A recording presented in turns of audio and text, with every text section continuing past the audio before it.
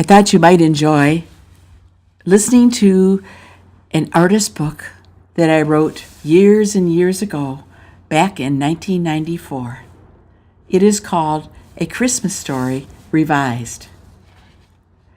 Once upon a time, years ago, in a land far away from California sunshine and palm trees, there lived a family.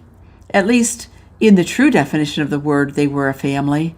But I think, if I can remember the story correctly, they really didn't like to call themselves family, because that word triggered some bad thoughts. So they changed a few words around, just out of love. So this family, or tribe, lived on a stretch of land with a house and a barn built into the side of a hill, trees and horses and one another. They really did love each other, but sometimes when you put so many assorted personalities together, the bunch of them looks kind of like one of those crazy quilts, one of those multicolored ones that is made up of so many different scraps of material from so many different places that a stranger might wonder how it all got sewn together. Funny though, there just aren't any such comments on the long winter nights when that quilt is what keeps you warm and snuggly. The only comment is how wonderful that quilt was, wonderful and warm. And so it was, back in this land, far away, that it came to be Christmas time. Ah, a time of great joy. The shepherds knew that joy. Even before 3 mighty kings laid eyes on the Christ child, they had knelt before him.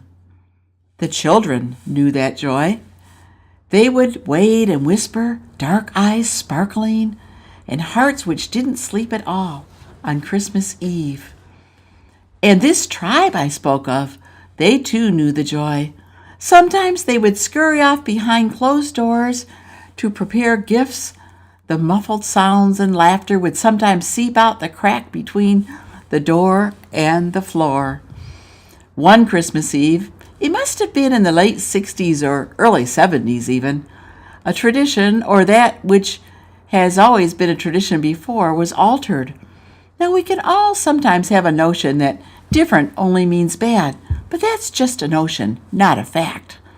So it was decided during this time of joy that all the stockings hanging on the mantel were to be filled with handwritten notes from one another. There would be no store-bought gifts this year. I can't tell you now what inspired such a change in tradition. The one who shared this story with me had quite forgotten, or at least that's what they said. I will only insert that it must have been from a heart transition, a shift from the hearts of wealthy kings to the hearts of the shepherds. The shepherds who came in the night seeking the Christ child came with the only clothes they owned on their backs, and their livelihood walking beside them in a matted, woolly sort of manner. These shepherds came to worship in a simple way, and they were the first to arrive into the presence of joy. Ever since we were children, we have heard about the great gifts these kings brought. Quite impressive. Incense, frankincense, and myrrh. Extraordinary gifts to bestow due honor upon the Son of Man, the Christ, the one who came that we could have life. These wise men bowed down before the great I Am. They too worshipped. No one recorded that shepherds brought gifts. The fact is, the shepherds were the poor folk. They probably didn't have the means to purchase gifts, so they brought the gifts they knew how to bring, themselves. And when Jesus, the child, grew into manhood and entered the ministry, which was his Father's business, he spoke about himself. But he didn't call himself a king or even a wise man. He called himself the Good Shepherd, one who lays down his life for the sheep. In a way, he brought the same gift to us as the shepherds brought to him.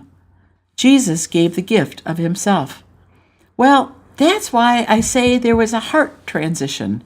That night of the hanging stockings, I heard it mentioned that the stockings looked empty even when they were full. There were no bulging oranges or wind-up toys, no cute, cuddly, stuffed animals peeking over the top of each sock, and you had to empty the stockings to discover that they were really full, filled to overflowing. Each one in this family tribe wrote notes. Let's see, there were 9 in all, from 2 years to 45 years old. So that's 9 times 9. These notes were really creative. Some had photos or crayon drawings.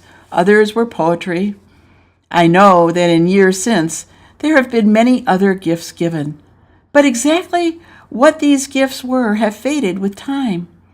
But if you were to ask about those stocking notes, you'd quickly find that in 30 years, no one has forgotten. Isn't it interesting how the Christmas story just doesn't ever get old? The warm and snuggly comfort it brings still covers us on long, cold nights. Why, just the other day I shared this story with a man at church. He was a very tall man. When he was young, his hair was probably bright red. Now it is graying, as is his wife's. They have 3 children and just found out that soon there will be another. I heard someone tell this man, his name was Tom, that he ought to be grateful. But Tom has been greatly depressed. His idea of Christmas for his family and for himself has been altered. Work has been sparse. He hurt his back and has suffered much pain. He thinks that the king's gifts for this Christ child, and indeed for his children too, is the correct way to say, I love you. And it may well be, but I know there are also other ways. So I told Tom the stocking story from a land far away. He began to weep. His stature, all 6'4" of it, shook. Deep in his blue eyes, that glaze began to melt. Tom recognized the wisdom and the freedom of filling stockings differently this year. And he recognized what was really in those stockings that night. It was the same thing that the shepherds brought to the manger. Well, did I get the story right? Somehow I think I did, at least the important parts. I know this because even in the retelling, the Christmas story still brings hope. That's the wonderful part of love. After all, that's why the wise men followed the star. And that's why the shepherds came to worship the babe, matted sheep and all. This little book is handmade, just like many other original books I have made over the years. The wooden cover is from my weathered fence boards, and the story is real too, at least that's what I've been told. With love and blessings upon you, and may you celebrate your holiday season with much joy and love and grace.